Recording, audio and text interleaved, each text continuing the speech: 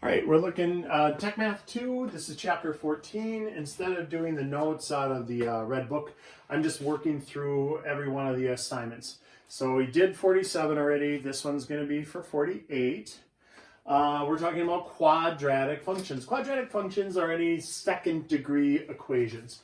And so this equation is a third degree equation. That's not quadratic. That's actually a cubic. So this one's second degree, that one's quadratic. So B, that's first degree, so that's linear. That's second degree, so that one's quadratic. So B and D for number one. Number two says, does it open up or down, or does it open right or left? Okay. So look, this one is y equals negative 3x squared plus 8. Well, if it's y equals x squared, it's going to open either up or down. Since it's got a negative on the leading coefficient on the x squared, this one opens down. So this would have, would look like that. Sad. All right, so down. This one is x equals y squared. So that means that one either opens to the right or to the left. Since this is positive, this one opens to the right. It's a parabola that opens to the right because it's x equals y squared. That's how we know it's a righty-lefty. If it's y equals x squared, that's how we know it's uppy-downy. So this one is right, or rightward, I think. Rightward. Let's go windward. And downward. All right, number 4. The graph of which function is the widest parabola? Okay, well, the bigger the number, the skinnier. So this one is 6, so that's going to be super skinny. That's going to go up really fast. That one's 4, that's also going to be skinny, but this one will be the skinniest. That one will be the second skinniest. This one will be the widest. If they throw a fraction between 0 and 1 in there, it'll be wider. That makes it even wider. So if there was another choice here, like 1/10 x squared, that would be wider than just 1x squared.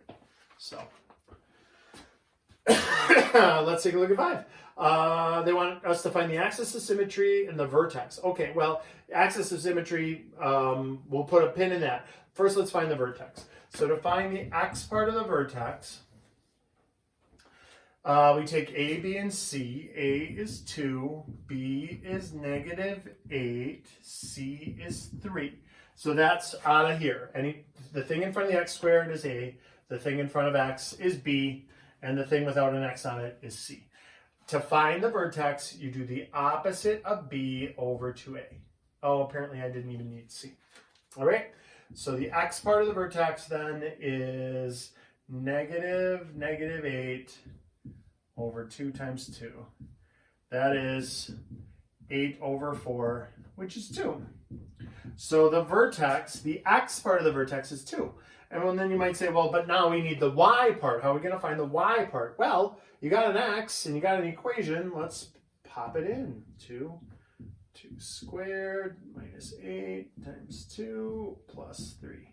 So we're looking at 4 times 2 is 8 minus 16 plus 3. That's negative 8 plus 3. That's negative 5. So there's our vertex. 2, negative 5. All right. To find the axis of symmetry, the axis of symmetry always goes through the vertex. So look, if we did a sketch of this, we have 2, 1, 2, 3, 4, 5. That's the vertex. This would be a parabola because it's positive 2x squared. It opens up. Something like that. And so the axis of symmetry is this. It's symmetric. The parabolas are asymmetric. That means this is a mirror image of this side. So they're mirror images of each other. So when it opens up and down one like this, it's going to be a vertical line, so x equals, and then whatever the x value is, 2 in this case. So the axis of symmetry, here I'll do it in blue, is right there. And what that means is if I reflect this part of the parabola over that axis, you get that part. It's always a symmetric graph. The exact same on both sides. All right, let's look at 7 and 8.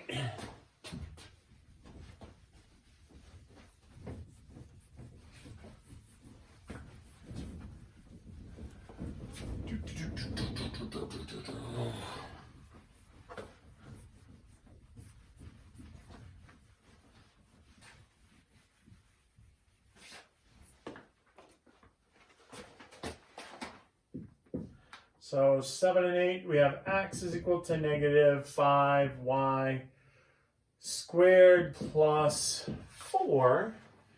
And they want the equation of the axis of symmetry and the coordinate of the vertex. So let me think about how we're going to do the equation of the vertex, the axis of symmetry. So this is going to be one that opens to the left. So this will be a left-facing one.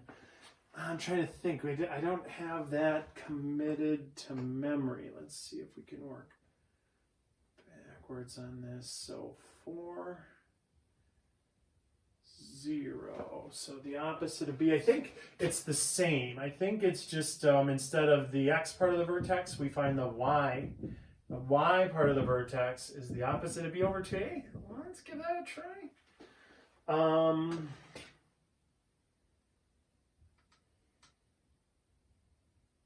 So A would be negative 5, B would be 0, and C would be 4. And so y would equal the opposite of 0 over 2 times 5. So that would just be 0. And then if that was 0, remember that would be the y, not the x. To find x, we would put it back in. And then x would be 4. I think that's right. I'll double check it in the book just to make sure. That's the right answer for 0. But so what does that look like? That's 1, 2, 3, 4, 0. That's the vertex right there. And then this would open to the left because it's x equals negative 5. If it's positive, it'll open right. If it's negative, it'll open left. So we have a picture that looks like that. And then they want the axis of symmetry. Well, that's going to be y equals a horizontal line, and it's going to be equal to whatever the y value is in the vertex. So y equals 0 in this case. So we've got that. Let's look at 9 and 10 and 11 and 12 and 13. Oh, the focus, really? I must define the focal point. That's going to be... I'm going to have to bust open the book to find the focal point. I definitely haven't seen that in a while. Oh, wait, let me... So here, that's chapter 14.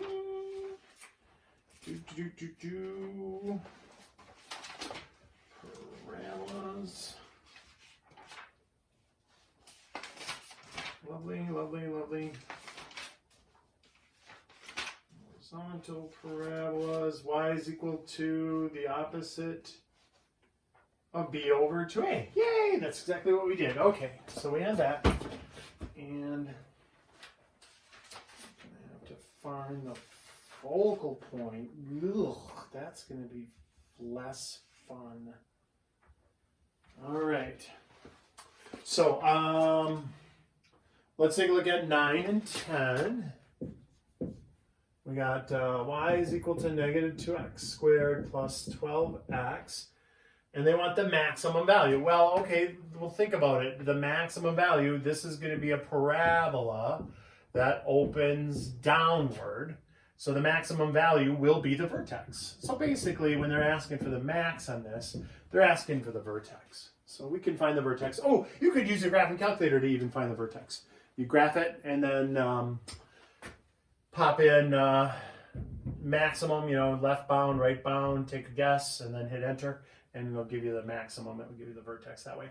We'll just do it with the opposite of b over 2a. And so the x value would be, what would that be? A is -2, B is 12, C is 0. And so we got the opposite of 12 over 2 times -2. -12 over -4, that's +3. So x is equal to 3. And if x is equal to 3, I pop 3 back in. I get what? Y is equal to -2 times 3 squared is 12 times 3. I get 9 times -2, that's -18 plus 36, +18. So the vertex of this thing is 1, 2, 3, and then all the way up to 18. And it opens down because it's negative. So that's the maximum value. What do they want? They have y equals. So for 9, y equals 18 is the answer. Again, you could do that in a graphing calculator if you want to. Find the maximum value for y equals, okay, that one's easier. Y equals x squared minus 4. This one's easier because, look, remember x squared is a base, that's just the base. Let me show you. Parabolas, the parent graph for a parabola is just the standard parabola. Looks like that. 1, 1, 2, 4, 3, 9, all of those. All right. This -4, since there's not a term with an x on it, we know that just slides it down 4 units. So it's just 1, 2, 3, 4. There's my vertex. She opens up. They want the minimum. So the minimum happens at 0, -4.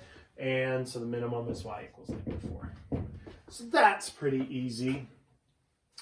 Find the coordinate of the focus for each one of these. Ugh. So the focus, I don't know if I want you even worried about those. I mean, I can...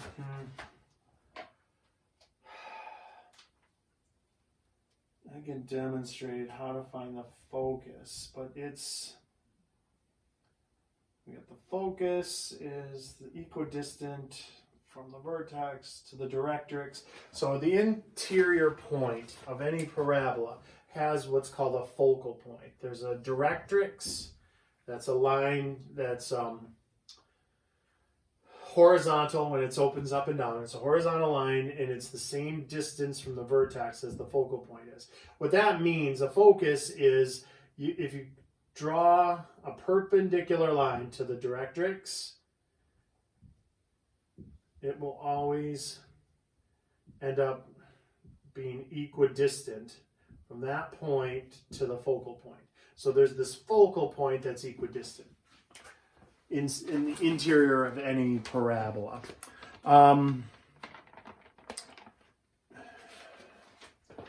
So I don't know, y squared equals. All right, the first one's easy. We can do the first one. I don't know that we're going to worry about the other two.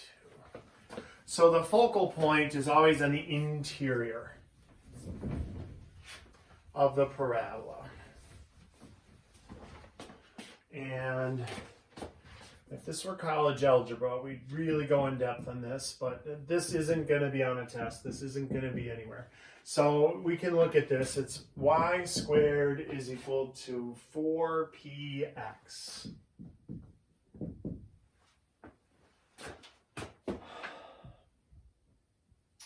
Where p is defined as, what do we have? What's p? For the focus will be point p, comma.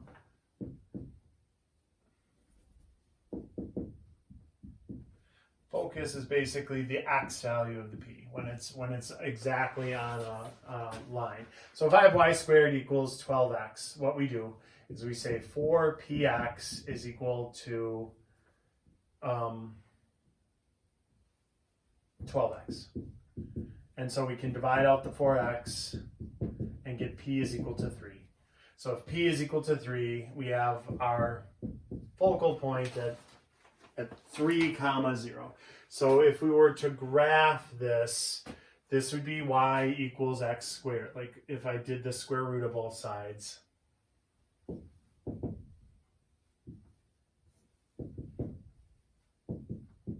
That. So we have y is equal to the square root of 12x, and we have y is equal to the negative square root of 12x. And so when we look at that graph, that's a sideways. That's x squared equals y. If it's x equals y squared, rather. And so when we look at that, we've got this parabola that opens to the right, and our focal point would be right there, 3, comma 0. And so I don't want you to worry about those. So they have x squared equals negative 6y. That's 0, comma negative 1.5. So here, I'll give you the answers, but I don't want you to worry about those. I spent too much time already. Devontae said these are too long. So don't worry about focal points. Know that they exist, but don't worry about finding them.